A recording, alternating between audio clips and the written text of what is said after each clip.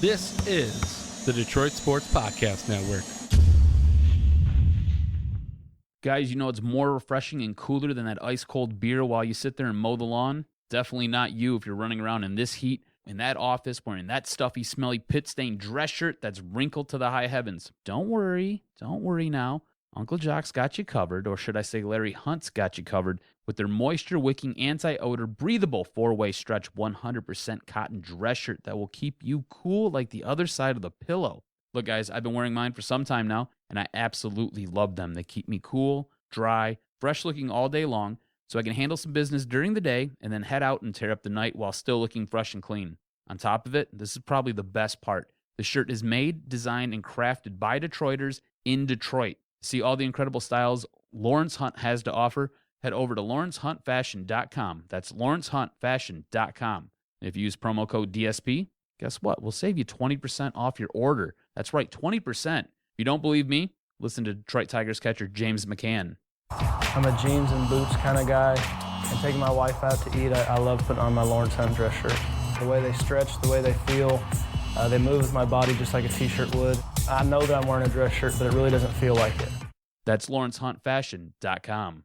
DocNJock here for Fanatic U. If you're looking for some sweet sports swag and you love your Detroit teams, and I mean you really love your Detroit teams, you got to check out fanaticu.com and get the coolest gear out there and rock your Red Wings shirt, rock your Lions shirt, rock your Piston apparel. Wear it till the wheels fall off. Michigan State, you know what? They got it too. Check out Fanatic U. They have 6 locations all over Metro Detroit. Check them out, fanaticu.com. Hey, everybody, this is Freddie Cohen of ESPN Radio. When I'm not talking about breaking news or breaking news on ESPN Radio, I'm always a fan and listen to the Detroit Sports Podcast, and so should you.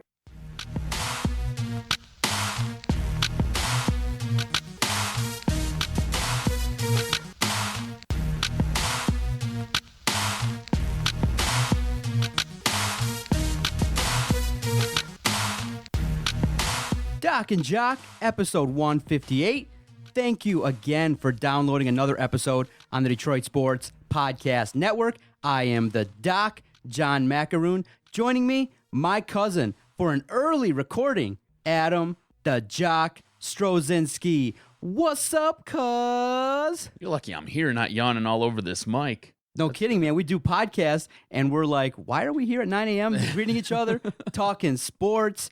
It's always great to do this podcast. We love to do it, and the reason why it's a fun project is the ease and flexibility with which we can do this project and record shows. And on this podcast, one of the reasons why we're recording so early in the AM is we're going to have an opportunity to talk to a college football expert. Phil Steele will be on this very episode of Doc and Jock. And so when the opportunity presented itself to email his staff and to potentially talk college football, and I knew that you and I were so excited, and we're really excited to talk about college football, Michigan State, the Big Ten, and who else to go talk to than the guy who wrote the Bible on college football, year in, year out. I know you're excited to see when Phil Steele drops his magazine and preview, and Phil Steele will join us on this podcast. I'm excited to talk to him. Yeah, for those of you who don't know, if you love college football, if you love the NFL even, because he does a great job with covering the NFL, every single season he puts out the most comprehensive coverage of both college and the NFL, just dedicating pages upon pages to your team and every other team in the NFL and in college. And when I say every other team, I mean Michigan gets this much, Michigan State gets this much, and they even sit there and dedicate time and space to programs like Wayne State and Vanderbilt, like just even schools that you normally are second thoughts. They're still getting the same amount of coverage that the big schools are getting. It's incredible what they do. Yeah, so stay tuned. I'm excited to pick his brain regarding the Big Ten, what he thinks about Michigan State, how he thinks the East is going to fare. My goodness. It's so exciting for me just to kind of know that maybe on his planner, for the time he's going to do the interview with us, it's going to say Doc and Jock Detroit Sports Podcast. Kind of want to be like, text him a message, be like, hey, can you kind of text us your schedule for the day so we see that we're on it? Can you just take a picture of that? Thanks. Appreciate it. What's going on in your world, sir?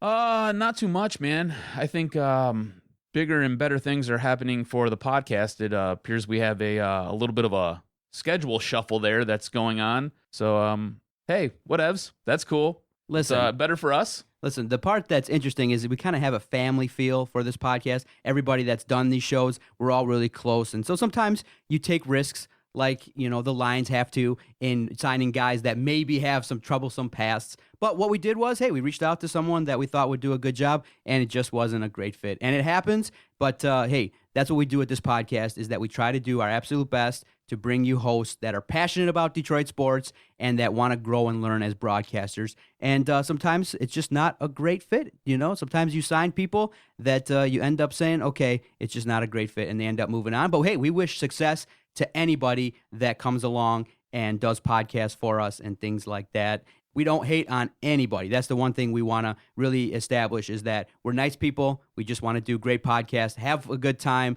It's just that you'd like a little bit of a notice or something like that, or some kind of awareness. Is not usually a situation where you're so shocked by an announcement or something like that. So it happens, but the good thing is Nothing like waking up to a cold splash of water all over your face. That's what I like about, taking risks, is sometimes you have to take big risks to get big rewards, or you get, egg all over your face, and you got to hear this all day long.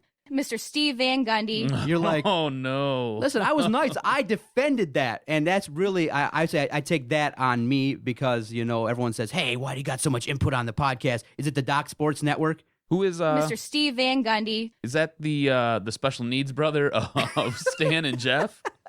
Listen, I try my best to be hands-off, but when I've done research on podcasting now for well over 4 years, and you put a lot into it, you want to put out a great product, and you want to collaborate. And sometimes, maybe to a fault, I am maybe a little bit too controlling, but I always feel like it's for the best interest of the podcast. And so, hey, that's probably one regret I have, is not cutting that out. And that's the best part about podcasting, is that we're not live, we're recording this. And so if we flub, or if we're starting too early and I can't get my words out, I just hit the record button. If you listen to the end of some podcasts, you've heard some of our bloopers because I've left them in there at the end of shows to show you that, hey, we're light, we have a good time, we're not taking this way too seriously. The reason why we started this is because Adam and I would basically say we're saving money, because we go out to the bar and have a couple beers and talk about the stuff we're talking about now. That was the only thesis of the podcast, was we're two guys that shoot the shit about sports, and we just want to record it. That's all we're doing. And so instead of going to the bar, we just talk about what we would talk about or shoot each other text with.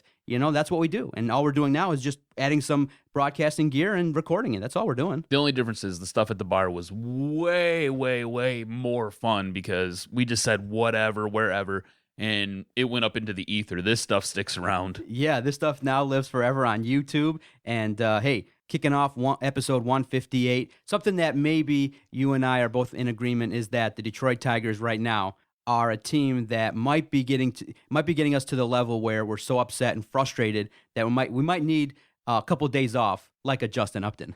Absolutely, man. This is something we were talking about pre-show. Where do they rank for you? Like, are they must-see TV for you at this point? Because I know for me, they're hard watch. I can't tune in anymore. I sat there, I hung around the other day up until Kansas City, I think, got a 3-run lead, and then I was just kind of like, okay, they're not going to win this game.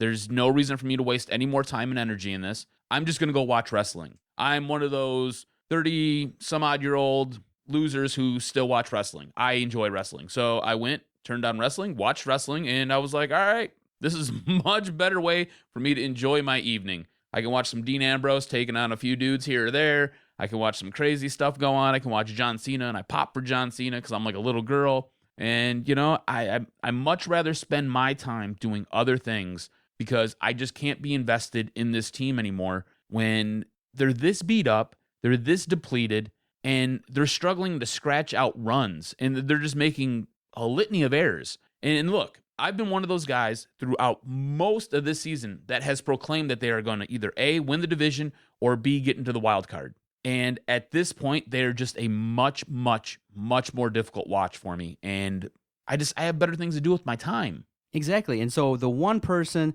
that I want to watch each and every time they perform is Michael Fulmer. And so he's gotten to the level. Stud, absolute stud. The next opportunity that you fans get a chance to watch Michael Fulmer will be Friday in a marquee matchup, one that is going to be box office. I might even throw out some dollars and go to the game. Michael Fulmer versus Rick Porcello, Friday evening, game 2 of the series, Red Sox-Tigers. Great matchup. I might have to peek into that, go watch that live because Michael Fulmer's the real deal. Everybody else, though, when they're starting, you kind of can go, yeah, I can watch wrestling. I can watch other series on Netflix. I can do other things. And it just stinks because at this point in time, I really didn't think we would be hashing out what's wrong with the Tigers offense at this point in the season. But when you got injuries, when you got guys that you're paying $22 million to that aren't performing, then you go, my goodness, this is now the correction back to the norm where, hey, they can win 5 or 6 games. Now they're going to lose again. They lost the series to Kansas City, and now you're looking at the series versus Boston as being the biggest series of the season. 4 games at home. You got to win at least 3 of them to kind of give yourself some separation and get into that second or first wild card position. So right now, the Detroit Tigers are a tough watch. With the way that they've been playing against Kansas City, they have to win all 4 of these games. I'm going to go out there and say they've got to take care of business against Boston because you've basically allowed Boston to get right back into this and control your destiny. You need to now take that back, and you've got to win the next 4 games against Boston. Honestly, you've got to go out there and you have to handle business. You can't sit there and you can't give up any games to this Red Sox team because if you want to make the playoffs, if you have any hope to make the playoffs, if there's any chance that you're going to do anything in the postseason, you now have to take care of business. And you're relying upon young pitchers. You know, if you got Fulmer, Matt Boyd, Daniel Norris, 3/5 of your starting rotation as we record this is being counted upon to win games right now. Matt Boyd, Daniel Norris, Fulmer, they've kind of stepped up. But realistically, if your goal is to win the World Series and to contend, then it's really tough to count on 3 young pitchers to get you where you need to go. And right now, the Tigers as a whole, they're so frustrating, but they are what they are. We know what they are. They're an inconsistent team. Their manager could be doing a much better job. And the Detroit Tigers, I think, realized it and were like, oop, we got to make some improvements, and they made a trade. Now, here's the deal. They bring in a guy like Eric Ibar, who's going to allow you some depth on your infield. He can play a little bit of outfield. You get rid of a guy like Mike Aviles, who, honestly, he was up there swinging a wet noodle. Eric Ibar, since the All-Star break, is swinging the bat at somewhere around 310, 313. So he's going to allow you a little bit of pop. This is a nice move for the Tigers to bring in a little bit more of a scoring punch. You sit there, you give up on a young prospect who's a catcher, who's down in single A ball. Word on the street is he's got a lot of agility. He's got a very strong arm. He just doesn't have the offense that you're looking for to play in the majors. So you're not really giving up a whole lot there. Mike Aviles caused some crowding with the infield there because you already have a utility player with Andrew Romine. So this is a great move for the Tigers. Great move, especially with Iglesias going down. You now bring in a Gold Glove winning shortstop, a guy who can sit there and provide you some punch off the bench with a bat. He can sit there and make the everyday lineup that much stronger. You're looking to win. You're looking to make a push to the World Series, to get into the playoffs here. You're looking to do things past the regular season. This guy can come in and help you out. Exactly. But then when you look at the team as a whole, the one thing that everybody on Twitter is requesting, the one thing that the newspapers are talking about, the one thing that we're hearing on sports radio is, why is Justin Upton continue to be featured in this lineup, game in, game out? $22 million salary aside, when you pull up his numbers, all you got to do, if you're a fan of the internet, all you got to do if you're a fan of the internet. Well, let me pull up these numbers. Yep. All you got to do is Google Justin Upton 2016 stats,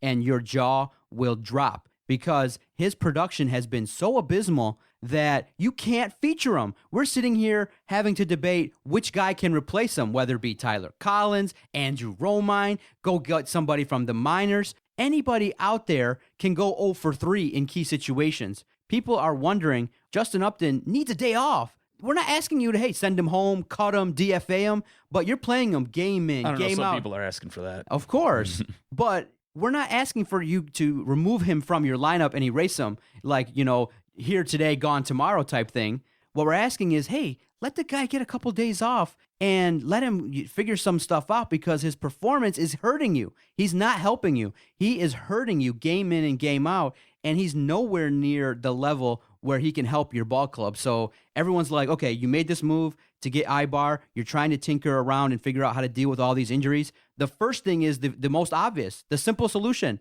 Get a guy out who's going 0 for 3 every night. Take him out of the lineup. Am I being too harsh? I mean, now we're well over 100 games into the season. His numbers are terrible. Every number is terrible. His WAR's got to be what? -7? His number's got to be terrible. His WAR is -0.4. See? So basically, you can sit there, bring a guy up from the minors, and he's going to perform better than what you're getting from Justin Upton. He's going to perform a lot better than what you're getting from Justin Upton. What's the story right with now. Justin Upton this season, man? You know, you thought maybe bringing him here, there'd be less pressure for him to perform. He was surrounded by big bats. All he had to do was just go out there and play his game. He looks uncomfortable when he's up at the plate. He looks uncomfortable in the field. He makes a litany of throwing errors when he's trying to field the ball. And then when he goes to the plate, it's just he's late on his swing. I don't know. Listening to what Craig Monroe was talking about the other day at the after the game, his hands are way too far out in front of his body. He's sitting there not turning on the ball. It's like all kinds of different things that he's doing wrong. And you've got a guy like Craig Monroe, who's an analyst for Fox Sports Detroit, hanging out in the studio trying to break down his swing. I need to know what's going on with Wally Joyner, and is what Wally Joyner is telling Justin Upton not connecting, because Wally Joyner's done a great job here. I mean, everybody wants to fire the hitting coach, but if you look at what Nick Castellanos has done over the course of the last 2 or 3 seasons, he's steadily gotten better. You know, he was almost an all-star this year. You look at JD Martinez, the guy has been a stud since Wally Joyner's taken over. There are guys that you can point to on this team that Wally Joyner has helped. Why isn't it connecting with Justin Upton? Is this all on Justin Upton? Does Justin Upton think he's too good? Because looking at his stats, he has gotten progressively worse the last 4 seasons. He's basically bottoming out here. He's not giving you any production. He's killing this team. At some point during this season, everybody has helped carry this team except Justin Upton. At some point, somebody has stepped up to the plate, made a big move, made a big hit, made a great move in the outfield, has helped carry this team, helped them get a win or two, helped string a couple wins together. Justin Upton has not. Where is Justin Upton? Where's the disconnect? The way that this team structured this contract, he has an opt-out. He does. There's nothing the Tigers can do to get out of this contract if he doesn't want to opt out. And he's performed so piss poorly, it'd be stupid for him to opt out. It'd just be ridiculous, because where is he going to get this kind of money again?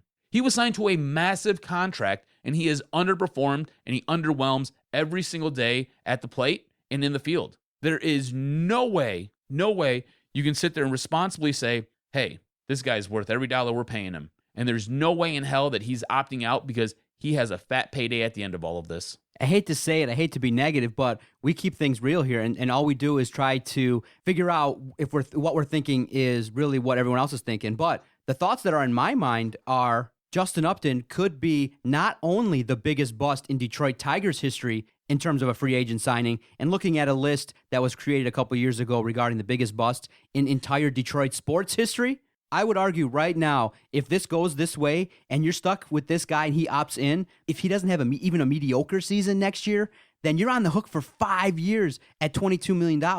So then you go, okay, this guy potentially, as we're sitting here, could be looked at as the biggest bust in Detroit sports history. And when you look at this list, Justin Upton or Scott Mitchell, who's a bigger bust right now? Justin Upton. It's got to be Justin Upton, just based on money alone. Fernando Vina, Detroit Tigers. Got to be Justin Upton because of what you're looking at. You're going to pay him down the line. Charlie V or Ben Gordon signing for the Pistons. Ooh. Ranks up there, though. It does. That's a tough one. That's a tough one because those guys were signed for fat contracts. And in the end, Charlie V looked like a bootleg Casper sitting on the end of the bench because he couldn't even start for this team. Tapping into your love of hockey, the Darian Hatcher signing. Justin Upton or Darian Hatcher? You know what? There's one that I think is worse than that. Huey Krupp. The Wings, he was number 1 on this list. Was he? The Wings went out and they paid Huey Krupp a ton of money. He got hurt in a dog sledding accident and never did anything for this team. I was going to say Justin Upton or Huey Krupp as the worst contract ever. I smell a poll coming. For Detroit sports. You know what? And it might be the Justin Upton contract. Again, because of what he signed for, what you gave him, and what you were expecting from him. Huey Krupp was supposed to come here, and he was supposed to help round out your top 3 defensive pairings. He was supposed to be a guy who was physical, didn't give you a ton of points, but was more of a physical presence out there, would really sit there and kind of lay the wood to you, played smart defensively. Justin Upton, you brought him in here to help strengthen and lengthen out that lineup that you have. You wanted him to sit there and be up there, and you wanted it to go basically Ian Kinsler, Cameron Maben, Miguel Cabrera, Victor Martinez, JD Martinez, and then after that, you wanted to either go Upton or Nick Castellanos. I mean, you're talking about rolling 7 deep. That way, all you had to worry about was what was going to happen with the 8th and 9th spot. And now Justin Upton comes in, and honestly, he should probably be batting 9th. I said I was going to get you his season stats here. Right now, he's batting right around 226. He's got about 13 home runs, 46 RBI. He has an on-base percentage of .281. Absolutely atrocious this season. He is brutal. Wow. Those numbers are abysmal.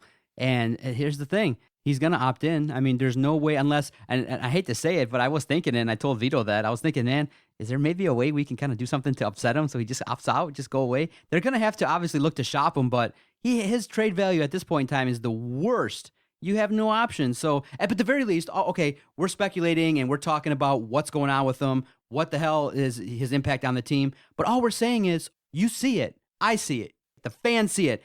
He's not producing. I don't care, and you've said it. We don't care what he's making. Just sit him down for a couple games. He's not doing it. Let him sit, see, observe, maybe just get a mental rest, do something different, not have to worry at all. Listen, you're not pinch hitting. Listen, dude, chill out. You're good for the next couple days. Just rest, come back. You're losing the games anyway to Kansas City. Well, here's the deal. With the litany of injuries that this team has, the big issue is, who do you sit him for? It's not like you've got a very deep bench because, honestly, a third of your team is now injured and banged up. You've got like 6-7 guys on the DL, and they're all looking like lengthy DL stints here. So, I mean, I know everybody's put on the 15-day DL, but honestly, these are turning into 30-day DL stints. So, who do you bring up? Who do you put in his place? Who's going to go out there to field that spot? I mean, honestly, do you feel like seeing Steven Moya again? I mean, that's what you might have to do at this point, is you might have to put Steven Moya out there and let him sit there and try to correct his fielding issues and hope that he gives you some power with the bat. Listen, remember, my thinking is just a game or two, just like a day off, basically like a weekend off. You call off, hey, listen, just relax, go clear your mind, figure some things out. Hell, take the time and go work extra with Wally Joyner, see some film, do some things, because you're not going to send him to the minors. That's the ultimate disrespect. But if he wasn't making that much money, you would obviously send him to the minors to get corrected, to get something, whether it's something mechanical. But what you see on the field is the guy is free swinging. The guy is having a really hard time being selective with his, when he's up to bat. And so what happens is whenever he's up there, right away, you know that he's got 2 strikes on him. I don't think he's able to track the ball. I think that's what a lot of it is. A lot of it's just his vision right now, and I don't think he can follow the ball coming in across the plate, and I just don't think he can turn on it. That's where he's at. So like you said, go hit off the tee. Go sit there, watch some film. Work on a few other things. Take a break. Go sit down. Clear your mind. Maybe he is tired. I mean, it's a long season. It's hot out there. It's been a hot stretch of a month and a half or so. So maybe he is tired. Maybe he needs a day off or two. I'm right there with you.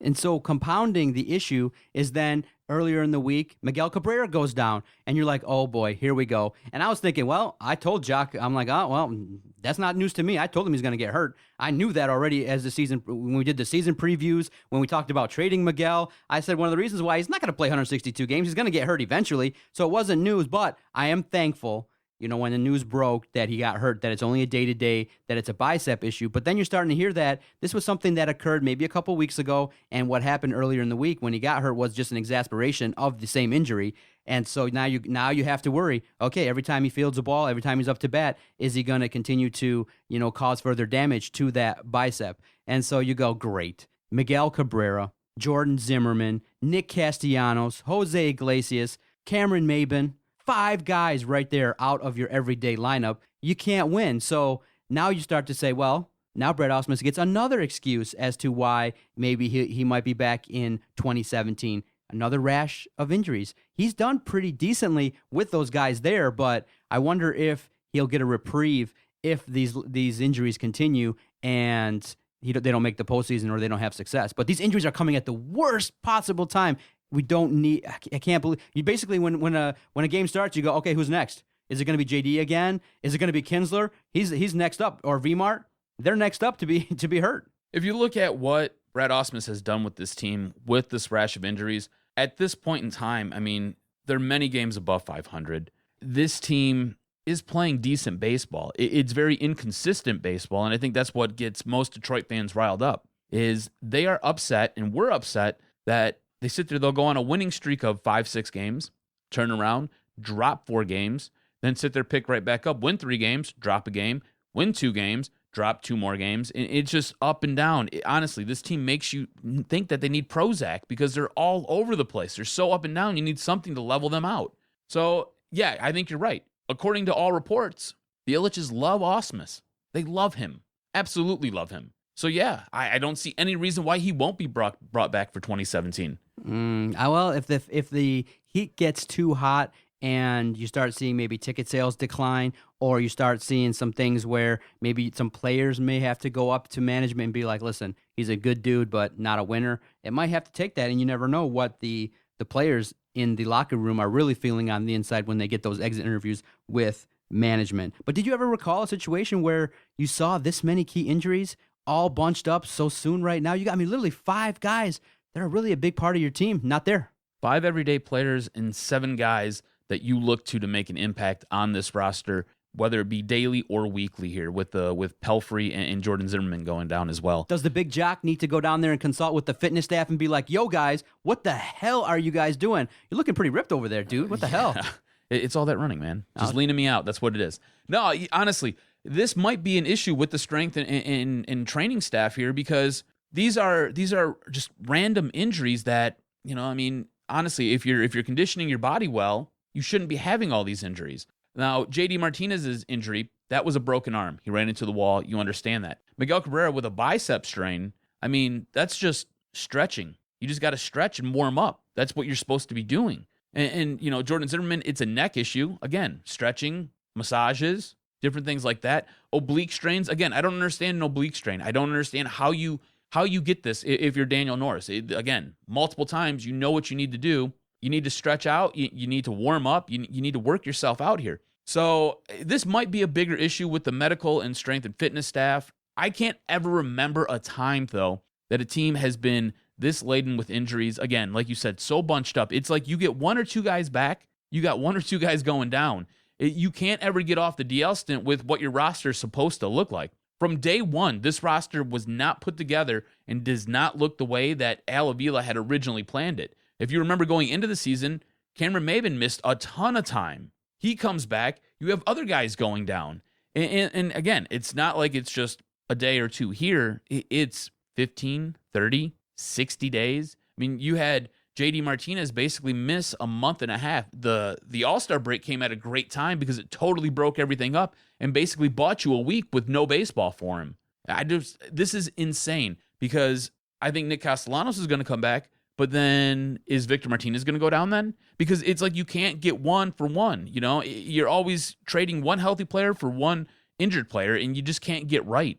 So disappointing, man. A lot of expectations coming home after a series win versus Texas. You get swept by Seattle. You go, okay, fine. We swept them. They come back. They get retribution. You go to Texas, and you get bombed that first game. You go, okay, well, it looks like another series loss. You got Boyd in the second game. Okay, that's probably going to be a loss. He's going to get roughed up in Arlington versus a team with a great offense. But he goes there. He does a great job. You shut out Texas back-to-back, Boyd, Fulmer. You would think there would be some momentum. But again, I just think that fans and everybody that looks at it has to say and be objective. This is a 500 team with sometimes their swings are not in 2 and 3 game stints. Their swings are 5 to 6 games where they play well for a week and they don't play well for a week. And now when you look at it in terms of the fact that you said you thought they had a chance to win the division, if you just do simple math, and it's been talked about, the Tigers got to win at a 60% clip the rest of the way, even if Cleveland goes 500, because of the fact that they're so far behind now in the division. So you really are playing for the wild card. I think the division hopes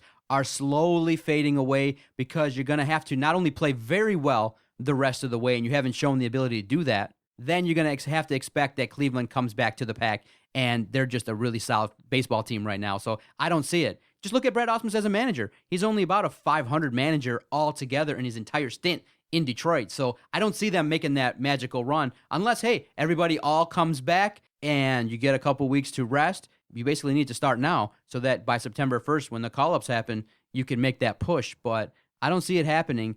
And here's the tough part. 7 more games versus Cleveland. I was going to say, it comes down to those 7 games. You're not going 6-1 versus them. You've got to sit there, and the only chance that you might have of winning the division is you have to take care of business in those 7 games versus them.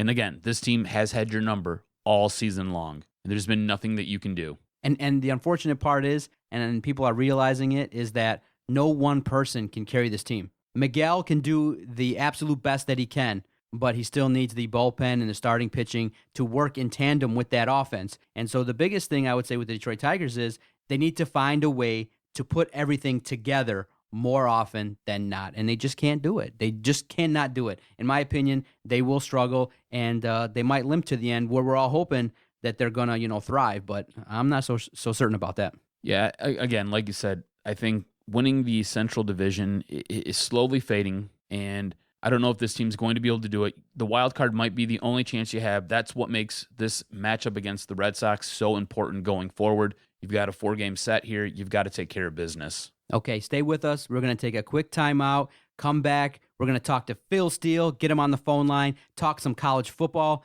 and then after that, we'll revisit some worst signings. We're getting a lot of tweets, a lot of action regarding who was the worst Detroit signing, and there was a name that we didn't even bring up. Stay with us, Phil Steele, and some more talk regarding Detroit signings and some Detroit Lions talk to end the podcast. Doc and Jock, episode 158 on the Detroit Sports Podcast Network.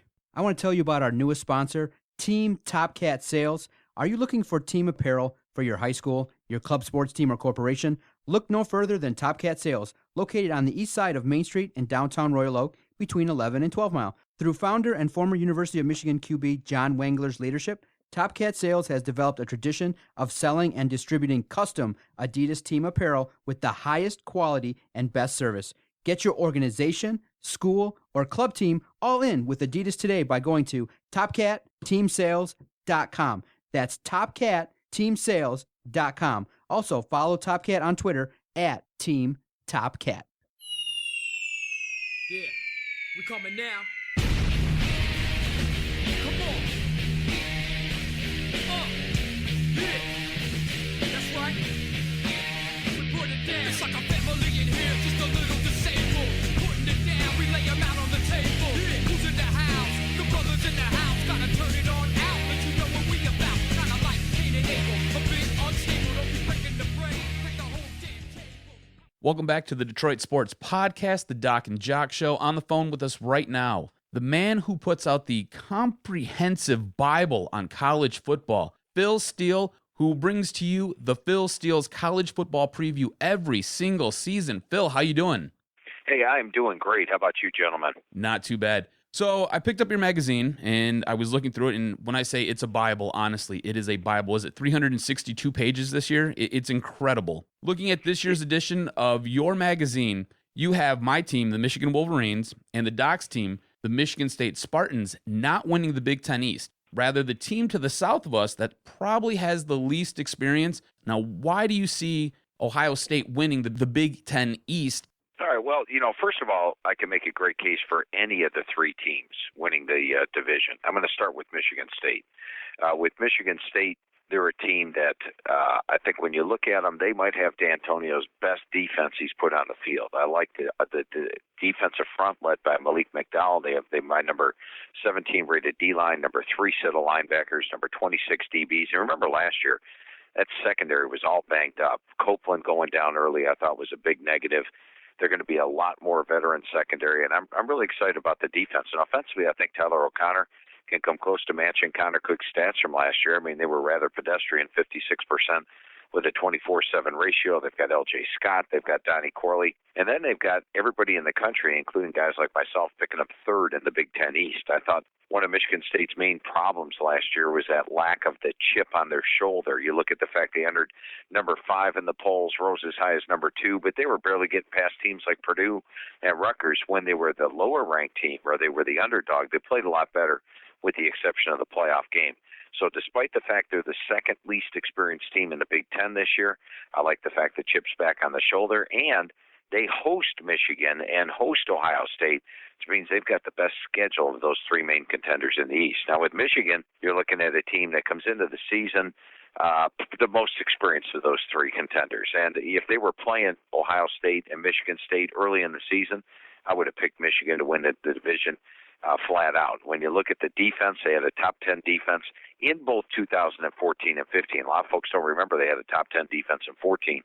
So the defense is outstanding again. In fact, I rate it number 5 in the country. Offensively, doesn't matter to me who starts. John O'Corn, Will Spate, they've got 2 solid QBs. Devian Smith really emerged down the stretch last year. And I like the receiving core with Chesson, Darbo, and Butt.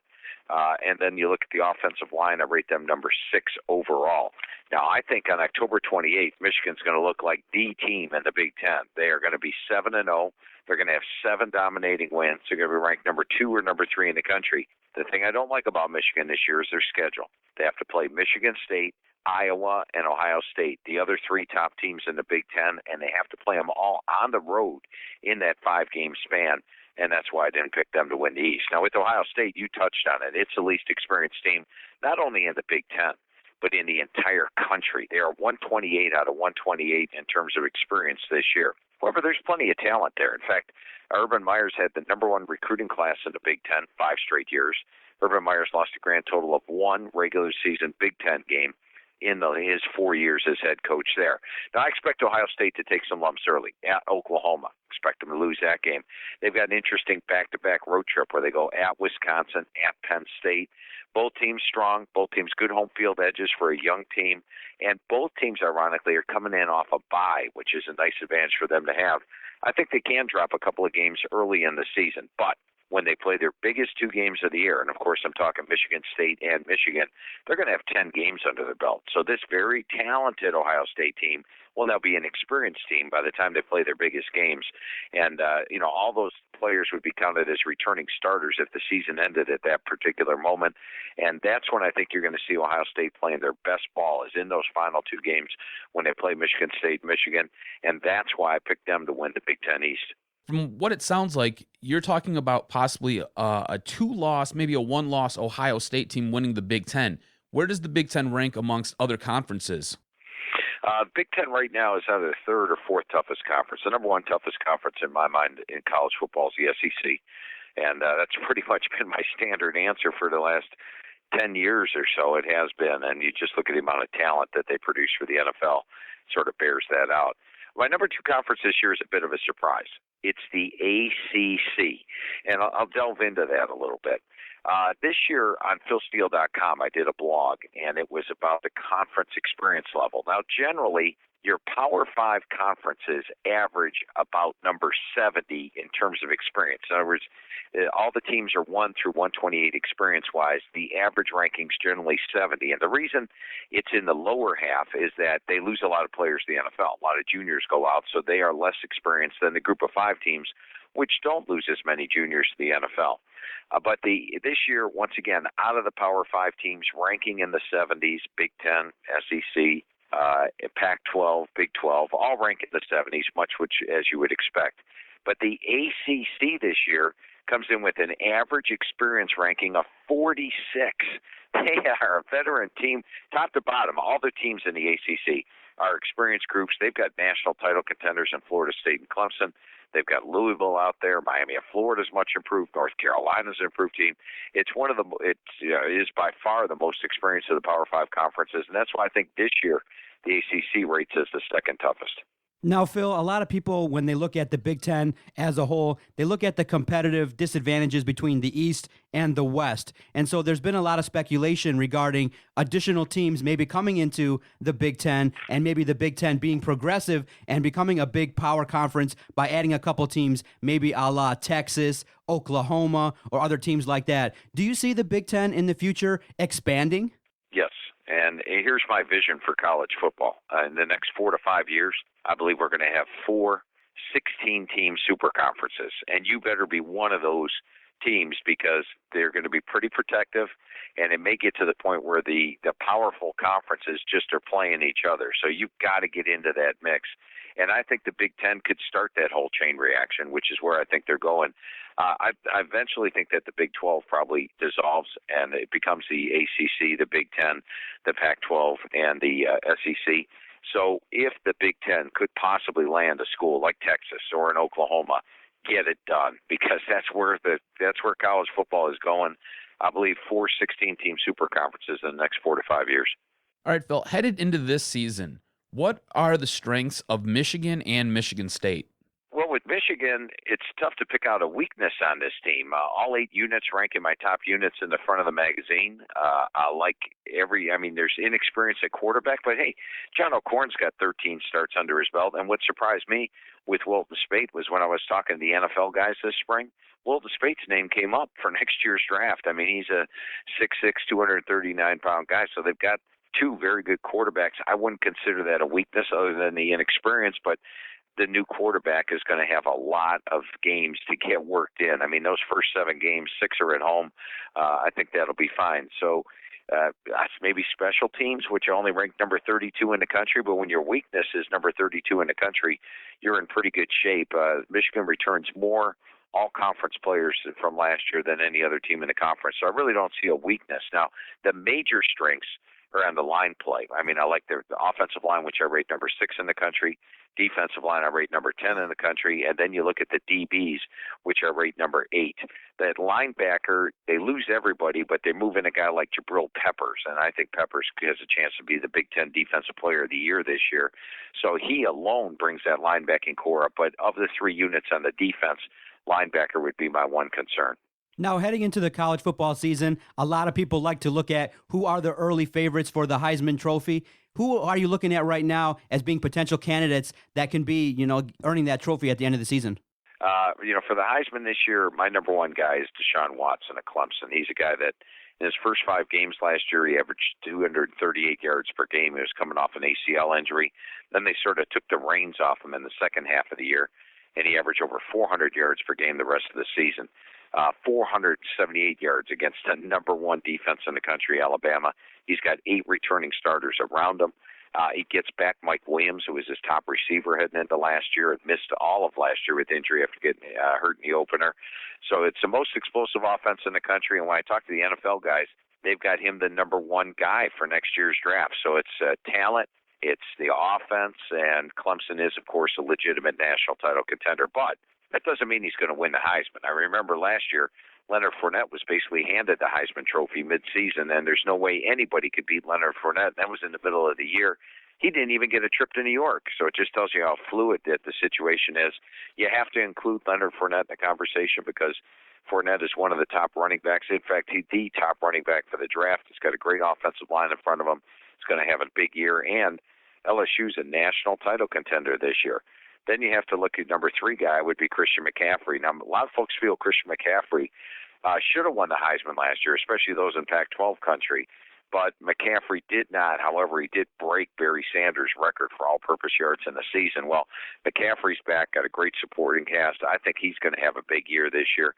Dalvin Cook of Florida State's a guy that, if he stays healthy, he could top 2,000 yards this year. He's that kind of dynamic back, and he's got a great offensive line in front of him. Plus, Florida State's a legitimate national title contender. Baker Mayfield of Oklahoma, great stats last year. He was headed to New York, and then he got injured, missed 2 games. Well, that kept him out of New York last year. But if he stays healthy, Oklahoma's going to be favored in all 12 games this year. So put Baker Mayfield on your list. And naturally, there's going to be some guys that come out of the blue and join the Heisman race. But those would be my top 5 candidates right now. On the phone with us right now is Phil Steele. He's the gentleman who brings you Phil Steele's college football preview. You can follow him on Twitter at PhilSteele042 or go to his website, philsteele.com, and that's Steele with an E.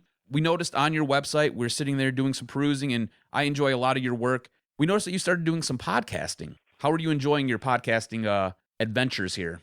You know what? We did the first one last week. It went pretty good, and we're having the second one coming up this week. And the thing I like the best is when I do a lot of my national shows, the call-ins are generally just the top teams. But I think on the podcast, we're going to get some callers that ask me questions about the MAC, the Sun Belt, and I enjoy talking about all of them. So the main thing is to open up the phone lines and get everybody in there, and I think it's going to be a lot of fun. And this week, on the podcast, we're going to have Eric Casillas on to talk a little fantasy football.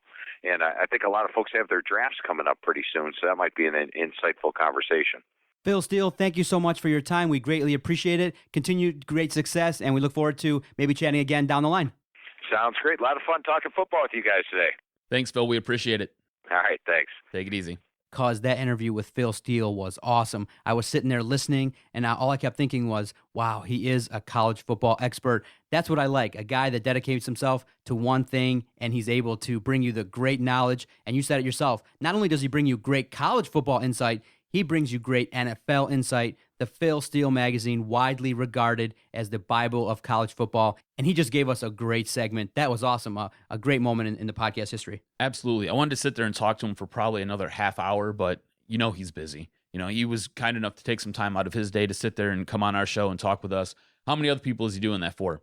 You better believe it's like 15, 16 other people today. His schedule is jam-packed. He starts putting that magazine together. Do you realize this? He starts putting that magazine together on Black Friday, the day after Thanksgiving. So college football is not even done yet, and he's sitting there putting his magazine together for the next year. I mean, the guy is busy as a bee can be, honestly. And check him out. He's doing a podcast. That's awesome. Yep. He's doing it at Blog Talk Radio. All you got to do is just Google Phil Steele and his podcast, and you can definitely get some questions off. If you're a fan of college football, you could get your question answered by the man himself. Love this medium, man. It's great. And it doesn't even have to be the big teams. Again, like we said before, he covers every single team that's out there. Every single one. Everyone in college football. He covers them all. He knows everything about them. So earlier in the podcast, we were talking about Justin Upton and the signing, and naturally it leads to the conversation of who were some of the worst signings out there. We got a huge Twitter reaction on our Twitter page at Detroit Podcast. MG gets in, of course, Charlie V. John Popovich gets in. This is a great question. Both were supposed to be guys who could fill a void, but came up short. Croup bothered me more. He's responding to the tweet where I questioned who was the worst signing, Upton or Huey Croup. And Martian, we're going to reference his tweet in just a few minutes here while we finish out the list of those who tweeted us. Nay gets in, and he writes in, Darian Hatcher and Huey Croup for the Red Wings for sure were awful signings. But one name we didn't even mention when we talk about busts. One name that I can't believe didn't even come to my mind. Well, the reason is because his appearance and his time in Detroit was so awful, I erased him from my memory. But Martian gets in and right away writes us, of course, Darko over Carmelo. Darko Milicic. Is he the worst signing ever? But that wasn't a free agent signing. That was a draft pick. That was, you could have drafted. So I think there's a little bit of an issue there because that's a totally different question. That would be the worst draft pick of all time, not the worst free agent signing of all time. Justin Upton was a free agent, and everybody on this list so far has been a free agent. So that's inserting something else into the conversation. Gotcha. And so a lot of Red Wing fans are not happy right now because they're firing off tweets left and right. Literally, there's a list of 15 names here, and one that's now repeating itself over and over. Jim Freeman and Steve, look at this name, Steve Ianson get in. Stephen Weiss. Ooh. Stephen Weiss versus Justin Upton. Who's the worst signing? Weiss did jack shit here. He didn't do nothing, did he? Anything here. And he was a guy that you thought could put the puck in the net. He had some, what he did was he scored in flurries, but not consistently enough. And he was always hurt. He always had a groin injury. In Florida, he had huge seasons in Florida. And I think the Wings thought that he could translate that over here. But the thing you got to remember, somebody's got to score on a bad team, right? And if you're hogging all the ice time, you're going to be out there more than not with the puck, and you're going to have more opportunities to score. Here, he was brought in to be maybe a second, third line center, winger, forward, didn't do anything, did absolutely nothing. So, I don't know, man. I still think it's got to be Justin Upton just based on the contract. Yeah. Because that contract is massive. What I think people are forgetting is Justin Upton makes like $22 million a year. I mean, it's insane. And it's like for the next couple of years, like next, I think, what is it, like 6 or 7 years? It's a massive contract. Let me double check this real quick. Are you Bobby Higginson pissed at him yet? No, not yet. Not to that level yet? Not yet. Is that the standard we go with right now? I think. Well, when it comes to baseball, yeah. Yeah, because absolutely. That was a guy that, man, I feel bad for him. And now looking at it years later, that he got just ripped. It's a 6-year deal Justin Upton signed. 6-year, not 7. Sorry. Look, he's got an opt-out next year, but otherwise you're stuck with him till 2021, and he's making a little bit over $22 million a year. So good luck with that. Ooh, yeah. Thank you to the fans out there who replied to our Twitter page at Detroit Podcast. A lot of hockey fans, man. It's really amazing what can happen when you make some signings that you think were going to work out well, and they just don't. Well, here's the deal. This is the thing. If you look at that list, how many hockey signings were mentioned there? That just goes to show you how Ken Holland has swung and missed over the course of the year, but he gets a free pass all the time. He's getting a free pass. 4 cups. That's why. because he's won. He's won in spite of his own mistakes. 25 years consecutively in the playoffs. Yeah, bump that. But he has won 4 Stanley Cups, and at one point they were the modern-day dynasty, and it allows you to absolve a lot of his sins because he has screwed up a lot, and nobody ever talks about it. And see, the thing is because I think people are so fixated and so concrete, you can't say, well, if you fire him, that means he's a terrible general manager. All you got to say is, listen, when you spend a long period of time anywhere, sometimes it's just time for a change, a new voice. We're not saying because you want to fire Ken Holland that he's just an absolute abysmal general manager. You could even just make the argument, hey, it's time for a new, fresh, young voice in there that's going to redo things and get us to a higher level. That's all. Kenny Holland can be dismissed, and you still can have high regard for him. But right now, the standard is not to get to the postseason with the Red Wings. That's not the standard. The standard is to get to the Cup finals consistently and to have a team that you think is on the rise. And so right now, I think what everybody is kind of worried about, and as a fan, how I feel, the Wings have plateaued. They're basically a playoff team, and that's about it. We need that boost to say to us, okay, now we're on the rise for the Stanley Cup. Right now, we're just a playoff team. And then you could say, well, hey, that's good enough. A million other teams would take that. Not in Detroit. We have higher expectations. They need a couple other guys who can put the puck in the net. A couple guys almost like a Dylan Larkin. You need that next tier, that next set of guys who are going to come in and kind of take the torch and run with it. It was supposed to be guys like Gustav Nyquist, Thomas Tatar. Doesn't look like that's going to happen. So you need that next wave.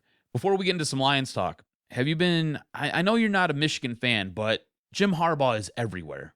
He is everywhere. Like you turn right, he's there. You turn left, he's there. You look down inside your underpants, there's a chance that Jim Harbaugh is there. So have you been keeping up on anything that's been going on with Jim Harbaugh lately? You said you were excited. You read some things, and you just said Jim Harbaugh is off his rocker. So he must have did something earlier this morning. I'm just now, it's the assumption. It's stamped. Jim Harbaugh has a unique personality. He's a polarizing figure, and he's a great football coach. I'm now leaning towards, okay, what are you going to do on the field this year? Because the kitchen's going to get a lot warmer if you don't win versus Iowa, Ohio State, Michigan State. So everything else, it's like, okay, but now I'm going to, thumb through the newspapers and start looking at, okay, who's going to be the quarterback? Who's going to be doing what at what position? And let's see how you do on the field. That's what I'm really focused on. But satisfy my curiosity. What did he do? I will say this much. He has to win 2 of those 3 games that you just mentioned this season. All right, so the other day, Jim Harbaugh had a press conference, got a little bit upset with some of the questioning when it was directed towards the troublemakers. Yes, 3 students that weren't included in the football team's photo. And then there were some follow-up questions regarding suspension times and who are the players. Could he be more specific? And he refused to answer, ended up getting upset, and stormed out. So if you're in sports talk, this is something to talk about. A lot of people, I seen Paul Feinbaum refer to him as trying to be like Nick Saban, but Nick Saban's one that I hate. Paul Feinbaum, whatever. Anyways, Paul Feinbaum sits there, compares him to Nick Saban, this, that, the other thing, says you can't do Nick Saban because you haven't won enough yet. So Jim Rome is now talking about this. Jim Rome basically goes on to say that he's doing exactly what he did when he was in San Francisco. He runs too hot for too long and he burns people out. And if you're a Michigan fan, you're going to love him because he's going to win for you, but don't expect him to stick around.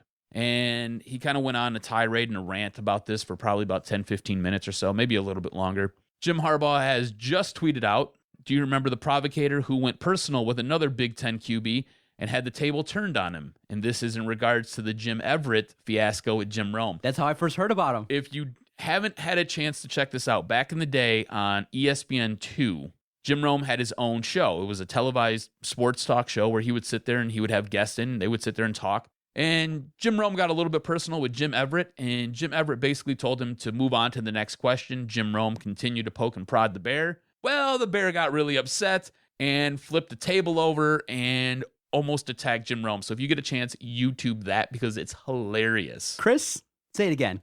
I dare you. Chrissy? Oh, boy. Is there a word like that provocates you, that gets you all pissed off, or something that someone could say to you that would just get you all hot and bothered? Yes. There's a word? Well, it's more them. It's more of an adverb, maybe. Okay. It's them telling me what adverb. Yeah, it's more them telling me what they're gonna do. I think it's an adverb. I went to journalism school. I don't know. Whatever. When people sit there and I've had people tell me that they're going to kill me, and the moment you say that, I go from basically bubbling at about a 70 to being about 120. And I can't wait to sit there and try to kill you then. Nothing makes me more upset because I've had that happen to me a couple of times. Once when one time that I remember specifically and vividly, I was working at my aunt owned a Subway restaurant, and I was working at the Subway, and somebody was prank calling us, and they had threatened to kill me. I lost it. The police were there, everything, because we had to call the police because somebody was making death threats to us, and we were a business. So yeah, somebody had called, and the police were like, whoa, calm down. I was like, I lost it. Absolutely lost it. Thank you, Oak Park Police. You guys were cool.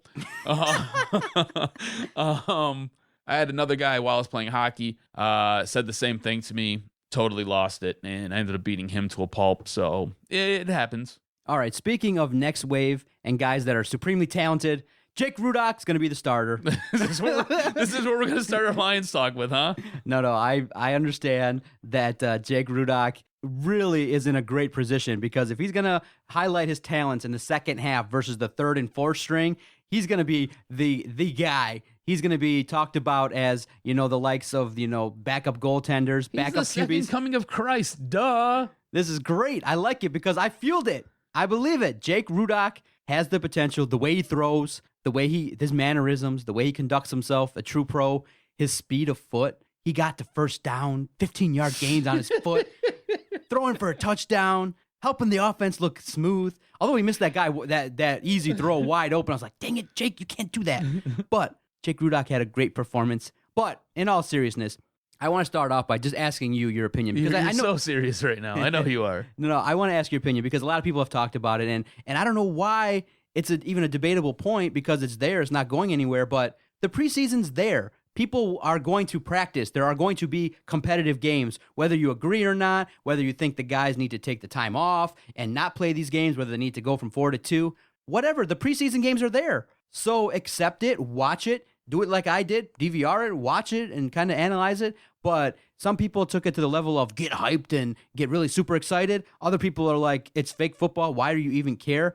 And there was a great debate on Friday as to saying, hey, when we start critiquing Taylor Decker, when we start critiquing Washington, Stafford, and guys on the team, people are like, why? Because it's fake football. Why are you doing it? Well, I go, you know what? They're guys competing, so I'm looking at it. I want to talk about it. So don't poo-poo the preseason is my stance. I'm like, it's there. I understand maybe you need to taper it down, and I'm a sports fanatic, and you need to kind of taper it down a notch, but the preseason's there. Accept it. Roll with it. We're watching it. Jake Rudock had a passer rating of 120, by the way. Woo, he did. Yeah, buddy. Is it time for the Rudock jersey?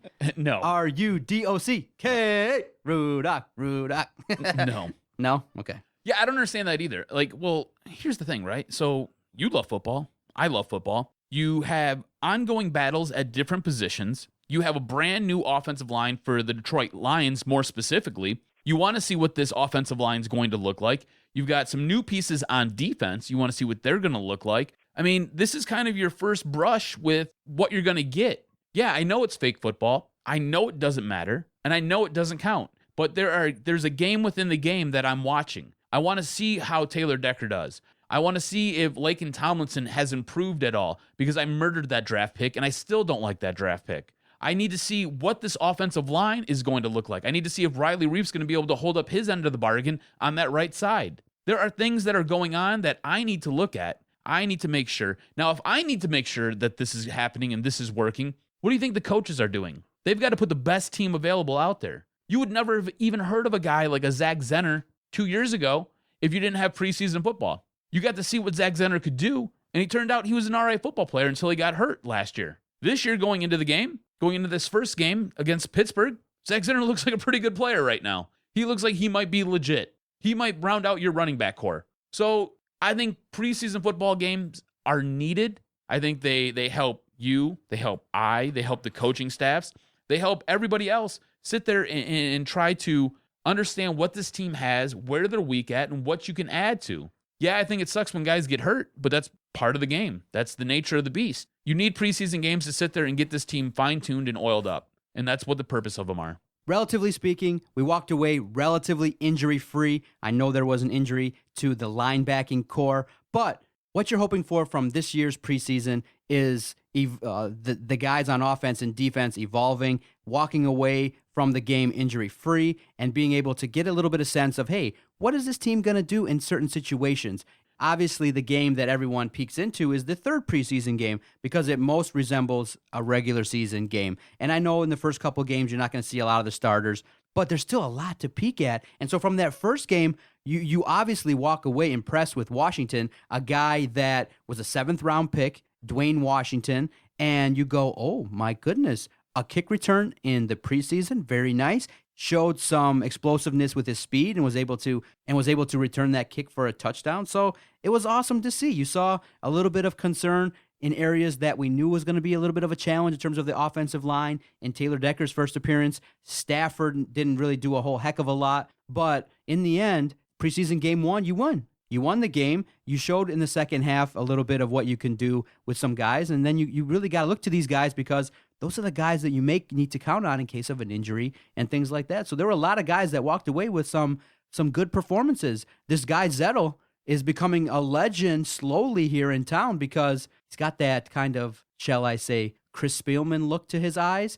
The fact that he's got that savagery. The fact that did you see that picture from our guy Mike?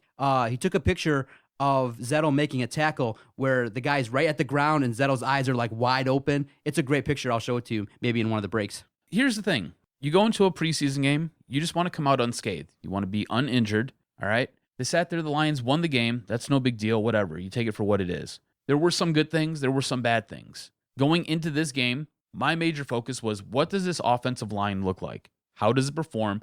More individually, how do the players perform? How does Decker perform? How does Riley Reed perform? How does Travis Swanson perform? How do they look out there? Are they making the plays that they need to play, or are they basically just getting blown by like their turnstile?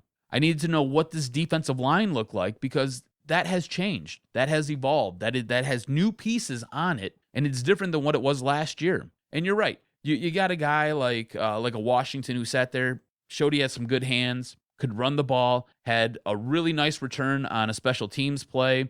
You've got like 15 wide receivers on this team. How are they going to utilize all these wide receivers? Who's going to get cut? Because honestly, guys, going into the regular season, this team is going to have to make some very difficult cuts. They signed a lot of guys with a lot of talent. That doesn't mean that this team's going to be very good, because I don't believe this team's going to be very good this year, because I think there's a lot of pieces that are still trying to figure out their way and working through some things, but they do have some talented guys that are going to get cut. You know, Zach Zenner might not make this team.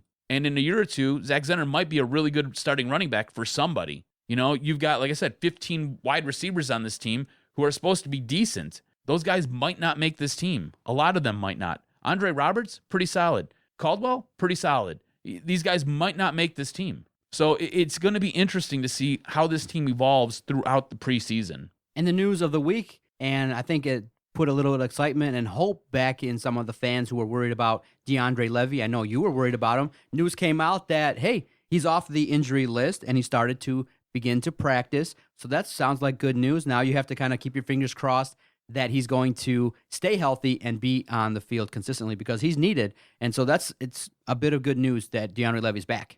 I'm so nervous when he steps out on the field. I'm afraid he's going to get hurt. And 2 years ago, I never had that thought. 2 years ago, I was like, oh man, this guy's a monster. He's a warrior for sure. He's going to sit there, put his head down, and just drill right through you. Now with DeAndre Levy, I'm so nervous. I have just this uneasy feeling. I don't know if he's going to get any preseason games. He says that he's trying to. He's not going to play. He's not going to play tonight when they sit there and they take on Cincinnati. He might get into the game against Baltimore next week. I'm not so sure, though. He says he's going to be good to go for week 1. I'm still uneasy because you just missed basically an entire year. There were all of 17 snaps that he didn't play for. And then you come back this season and it's a non-football related injury. You miss a ton of time. How are you going to be 100% ready to go? I mean, honestly, you've almost missed an entire year, been able to do absolutely nothing football related. How are you going to perform? Are you going to break next time you get hit when you go into a pile and you get a 350-pound guy who falls on you? What's going to happen? Are you durable anymore? Yeah, look at the depth now. That's the good thing about looking at the preseason is you obviously can see the depth charts. You can see who's slotted at 1 and who's going to be the starters. But if you want to be a little bit more knowledgeable, kind of peek at the second and third strings on the depth chart and see kind of how that kind of shakes out, because then you'll get a little insight into how the competition is going, and you're going to get a chance to see, well, hey, if DeAndre Levy doesn't pan out or he's not productive, who's the guy that's going to be looked to or slated to step it up? And I agree with you 100%. you need to kind of be very cautious and really, really have hope that he's going to be successful and that he's going to do some things, because you really kind of are counting on him to do some things. Absolutely. The big issue with this team right now is depth at certain positions of need. Your Like tight end? Your linebacking core, your tight ends. Honestly, quarterback. If Matt Stafford gets hurt, this season's done. No, I disagree. I don't care what you think about Jake Rudock. I disagree. I don't think so. No, in all seriousness, it might not be where it'll be a catastrophe. If he gets hurt in the second half of the year, where Jake Rudock's had a chance to get reps, study more, and things like that, I would argue that other guys could help carry him, and he could just kind of dink and dunk and not win you games. Game manage to an extreme, where you just throw him, easy screens, rely on guys like Washington, Riddick, Amir Abdullah, Marvin Jones, Golden Tate. You can kind of insulate a quarterback in that offense. And so if Stafford goes down games 8 through 16 and Rudock is the guy, I would argue that maybe, just maybe, he could do some things to keep you in the game. He's not going to go down there probably in his first year and take you on 6-7 game-winning drives, but you could have that hope. So you do see a chance that at some point this season, Rudock takes over the second quarterback position and then possibly pushes for starting. Just what you saw in preseason game 1. Dan Orlovsky. You got to remember, though, he's going against third and fourth string guys. But Dan Orlovsky is a guy that throws the ball with his eyes closed. You know what Dan Orlovsky is. Right. And so it really, in the end, it's important, it's imperative. Can I tell you a story real quick? Sure. Oh, go ahead. You finish your point, then I'll tell you. It's imperative that the competition between Rudock and Orlovsky is fair, and I want to continue to see that. That's another reason why I like the preseason. I want to see how they shake out. And I think Rudock did enough, and maybe he'll earn some more reps versus the second teamers and see him, and they'll put him in situations where he's not just playing against the scrubs. Playing against NFL scrubs is still playing against competition. They're still trying to tackle his ass. They're still trying to disrupt his motion and still trying to tackle him. They may not get to him as often as a second teamer, but hey, maybe he'll get a chance to move up. And I think you're right. They're CFL standouts. And I think that with fair competition, Rudock might have a chance to be number 2. I understand what you're saying, all right? And I think Jake Rudock maybe has a shot, but I don't see it happening this season. Run, Jake, run! Yeah.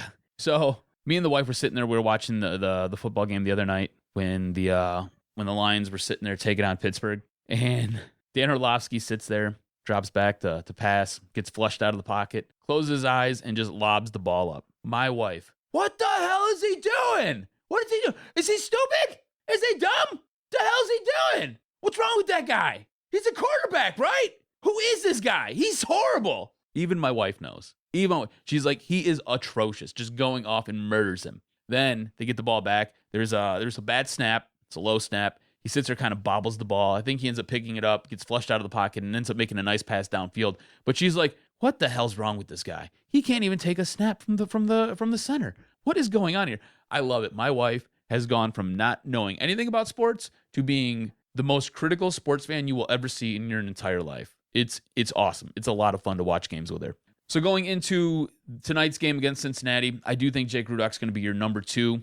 I do see him sitting there getting more reps that will force him to be a better quarterback, so you can kind of get a better gauge on what he is, whether or not he is better than Dan Orlovsky or not. I'm focusing on one name alone in this second preseason game, Taylor Decker, because he got, as they say, trial by fire, baptized into the NFL game 1, and you say, okay, that's the offensive line position. You are not going to be coddled. It's not going to be something where you can just kind of ease into that position. Your job at left tackle is to protect Matthew Stafford's blind side. Did he do a good job game 1? Oh, no. He looked a little bit outmatched, and there were some plays that he'll have back and look at on film where he's going to get cussed out because he made some key mistakes, and that's what you want. In preseason, you want mistakes. You don't want their mistakes to result in catastrophe, and I don't want to see Matthew Stafford getting rocked again. I don't want to see him fumbling the football. Midseason form kind of play there, but I just want to see Taylor Decker kind of evolve and blow up somebody. I want to see him blow up somebody so that a running back can get a 15-yard gain and to say, okay, let's go impose your will on somebody. Just go rough somebody up and do some damage. That's what I want to see in game 2, and I also want to see the involvement of Zenner, Washington, and everyone walk away relatively healthy, and that's what I want to see in game 2. Yeah, I think going into this game, you should focus on what that offensive line looks like. I think that's the big concern. I think going forward for this team, if that offensive line can somehow come together and perform better I think it gives this team a chance. I think a lot going forward throughout the regular season is going to have a lot to do with where this offensive line is performing, how they're performing, the way that they can protect Matt Stafford. Matt Stafford has shown time in, time out that if you give him a little bit of time, you give him some space, he can usually create a play. He can get the ball downfield. Marvin Jones looks to be a speedster. He can take the top off the defense. So, again, allowing your quarterback a couple seconds back there in the pocket, let Marvin Jones get down the field. You can wing the ball a little bit, pick up some good chunk plays. It might help this team, but honestly, this season depends on what this offensive line gives you. The controversy of the week, and something I thought that was relatively minor, but I do understand why people want to peek into it and really dissect what a general manager says.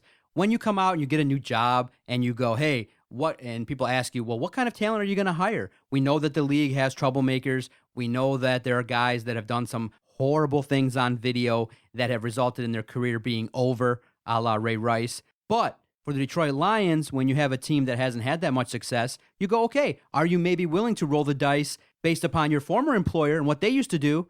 New England, they would bring on troublemakers. So Bob Quinn, relatively early on, makes a statement. He's like, we have a zero-tolerance policy. We are not going to sign and bring in guys that have gun weapon charges or issues or have any issues with domestic violence. Now, fast forward to, early training camp, and all your tight ends go down, and you sign Andrew Quarless. And people are like, wait a minute, ding, ding, ding. We are now looking at Andrew Quarless's rap sheet, and there is a gun charge on it. He pled no contest to a gun weapons charge, and he has a past. So now they go, wait a minute, you said zero tolerance. What's up with that? Are you a hypocrite? Are you a liar? What's up with that? And so I thought that was just kind of nitpicky-ish, because Andrew Quarless isn't running for president. He isn't trying to enact any laws or rules to help. He's just trying to go out there and catch some footballs from a quarterback. I would say the big mistake that Bob Quinn made was even saying it. I don't care that he did it. I don't care at all. I think we've pined for more thuggish athletes out there from the time we started this podcast. You need some dogs out there. You need some guys that are going to be ruthless. And I think any football team will tell you that. The outrage and the discussion that Bob Quinn's a fraud and a faker and a liar is way overblown. I think that the talk is just something where you need something to talk about. But Quarless is a guy that you're not even giving any guaranteed money to. It's not a guy that's going to break your salary cap. Here's the thing, and I think that he could have squashed it with one statement. We're going to go out there, we're going to sign anybody in this world, in this universe, that's going to help my team. Once they sign on the dotted line, if they have problems, we're likely going to cut them. That's all you got to say. It's so easy. No, you probably don't say nothing, hide behind the PR bunker out there. All you got to say is, listen, we're going to go out there and bring and test anybody in this world that I think could help. I might sign Jock, I might sign Doc, I might sign Vinny. We might keep them for a day or two. But if they're hired by the Lions organization and they're under contract and they have an issue, we will do our due diligence to resolve the issue and move on from that. No problem. Problem solved. This is a bunch of hogwash about nothing. Well, here's the issue. Jim Caldwell has built this team a certain way, has come out numerous times. Results indicate. Wait, hold on. I'm telling you what the issue is. I agree with you, right? So Jim Caldwell has built this team a certain way, has said that we want good, upstanding people. We want guys that are good locker room character guys. Everybody has to have good character. You can't be a flawed person to be on this team. You've got to be a good person. That's what Jim Caldwell has basically done. That's the guys that he has built. He has been reluctant to take a chance on a guy that has a little bit of a checkered past. Insert Bob Quinn. Bob Quinn now comes in and says, hey, we're not going to sit there and we have a zero. We have a policy where we will not sit there and not take chances on guys who sit there and have a rap sheet, who are part of any type of gun violence or abuse of women. We're just not, we have a zero tolerance policy for this. We're not going to do this. Now, move to Martha Ford. Martha Ford just received an award, a big award, for her role in sitting there and in the way that she has done things with her zero tolerance policy for violence against women, gun violence, and different things along these natures. So you now sit there, go out, and you bring in a guy who, according to the police report, has a gun charge, shot a gun up into the air after getting into a confrontation with a gentleman and a woman. And the woman states that he sat there, shot his gun off to sit there and show his dominance against her. So all of this, this one player runs so counterintuitive to everything that your organization has come out and said that it stands for over the course of the last year or two. So it is almost like you're being a hypocrite. All about winning, baby. I understand, and I totally get that. I get that. You have basically 0 tight ends on this team. You need a tight end. You need somebody who can sit there and provide some depth. I understand that, and I get that. You're right. This organization has painted itself into a corner like it does so often and makes itself look bad. It creates PR issues when there really doesn't have to be any. You're right. If Bob Quinn would have came out and said, hey, look, we don't have a problem giving a guy a second chance, depending on if it's warranted or not. We're going to be looking for players underneath every rock and stone. We're going to sit there, turn over every leaf, whatever we can do. We prefer to have good character guys. That being said, if this player will help our team, we might not be opposed to taking them. That's all you got to do. That's all you got to do. And if that runs a little bit counterintuitive to what your owner does and what your owner stands for, so be it. If you're winning games and you're putting butts in the seat, I bet your owner's okay. And so here's the thing that I want to take and make it a little bit more broad. The term zero tolerance is a bad word. People need to remove it from their lexicon. It's kind of gotten more popular now with people that, behave in a way that's unsavory. Zero tolerance is a concrete word that basically indicates there is no room for any kind of discussion, collaborative effort. Everybody out there that's listening to this podcast, just remove that word from your lexicon.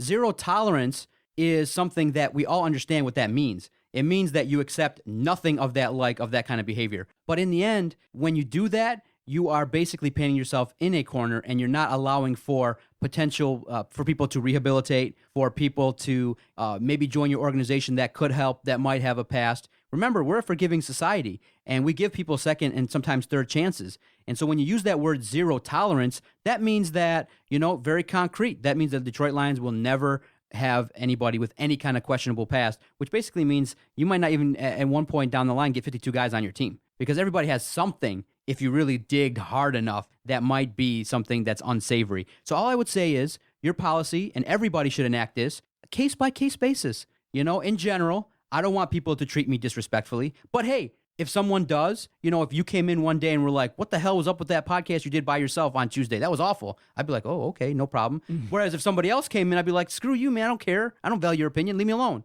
Case by case basis. That's all. Zero tolerance is too restrictive. And so obviously people are really looking at the people that come into the organizations that play football because of the money, because of their, role to the community. But just go, hey, on a case-by-case basis, I look at the athletes on my team, and I want them to be upstanding citizens. And when they come in, we want them to follow our code of conduct. And when there's a breach, we'll look at it. Just remove zero tolerance from your policy, case-by-case basis. That was his first mistake. Now he's getting a little bit, he's getting his words parsed, and he's getting a little bit of pushback. But in the end, it's a non-issue. Andrew Quarless might not even make the team. Cole Wick, I believe, should beat him out. And I believe that if Eric Ebron can come back from his high ankle sprain and come back healthy, this guy is just going to be a guy that you may even keep on your practice squad, but probably be cut. Again, it's a long shot for him to make this team. Depending on what happens with the health of your tight ends that are already on your roster and guys that you have signed to contracts, like Brendan Pettigrew, he's probably a non-factor. Probably doesn't even make the team, like you said. You got to remember, too, he suspended the first 2 games. So does he really help you out at all if he suspended the first 2 games? Is he worth taking up a roster spot? Because, if Brandon Pettigrew's not there and Eric Ebron's not ready and Tim Wright's on the IR, he's done for the year. What's the point of having a guy who's not going to be able to start for you for your first 2 games? There's no point. So you would have to roll with Cole Wick and Cole Wick's 2 duffel bags and call it a day. Before we end this podcast, I'm definitely excited for football. We all know it. I'm excited to watch the preseason and things like that. But we just got to remember, Bob Quinn's job is to put together a team that's going to win.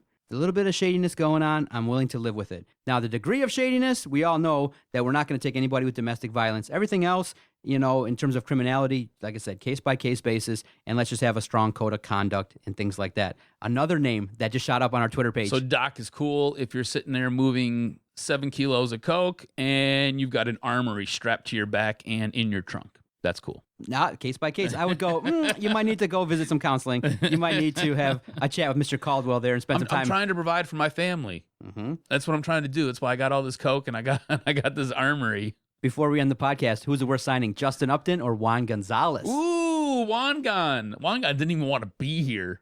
That guy, he sat there. The guy would not buy a house here. He was like, I'm just going to stay in this. I rent. I'm renting. Right? I'm renting. That was a phrase for a year. I'm renting. Like, you knew right then and there, you're like, oh man, this isn't working out at all. We just paid this guy a whole bunch of money for no damn good reason. Oh my gosh. Oh boy. That was a great podcast. That was good. I like that little theme that ran through was who was the worst signing. But before we end, let's end on a little positive note. Is there any athlete that you recall signing that was just so awesome that you remember going, wow, this is probably one of the best signings that a Detroit team has ever made? Off the top of my head, let's see. A couple. Brett Hall was a huge signing that resulted in a championship. You had Pudge Rodriguez for the Tigers. That started that whole new era of baseball and kind of got us out of the doldrums there. That didn't result in any championships, but he was the first big name that almost made it seem cool to come to Detroit. Who else we have here? Dominic Hasek. That resulted in a championship. That actually resulted in a couple championships. So, speaking of trades, one, I know we said free agent, but a big trade I think that really got the Wings over the hump in 97 was when they acquired, I think at the deadline, Brendan Shanahan. Because at that time, you kind of needed that spark, that superstar, and he was just the premier elite power forward. And, you know, I do remember the excitement when they signed Brendan Shanahan, and the dividends that he paid right away was awesome. And then I'll never forget the buzz and the excitement that we felt in the time of this podcast when the Tigers got David Price. Because when they got him, when they made that trade, we were like, oh, snap, this was totally out of the blue. And you looked at that rotation and you thought, 3 Cy Young winners, the last 3 Cy Young winners. Scherzer, Verlander, David Price. You were like, oh boy, because I think once that trade was made, people really got excited because they could legitimately, in their mind, really wrap their minds around the fact we could win the World Series with that. You're supposed to win with pitching. 3 Cy Young caliber pitchers. Oh, yeah, you forgot to maybe add a piece of the bullpen, but that's just one half. You solved half of the puzzle. You forgot the other half. But that's to each his own, and we'll always remember the devastation that inning versus Boston had on this podcast, on the tenure of the Detroit Tigers. But, hey, the Detroit sports scene has had great signings, and we've had some awful ones. It's just right now, because we're talking about Justin Upton, all the bad ones came to fruition. Our Twitter page is blown up. People are just like, hey, remember this guy, remember that guy. One guy messaged us, was like, hey, thanks for ruining my day, #jerks. Sorry, buddy. I'm renting. That's all right. All right, let's get out of here. For the Jock, Adam Strozinski, I am the Doc, John Macaroon. Thanks again to Jim Freeman, messaged us, and he said, hey, keep up the great work at the podcast, fellas. Doc and Jock is a great listen, and that means a lot, so I greatly appreciate that, Jim. Shout out to you. Continue great success in your radio career. I know you're just starting out, but you'll do great things, and thanks for the message. Message us anytime. Thanks, Jim. Let's get the hell out of here. Go Tigers. Mr. Steve Van Gundy. Sorry, Detroit. Didn't quite work out. And all I can say is Detroit Sports Podcast scores. I hear voices in my head. They counsel me. They understand. They talk to me.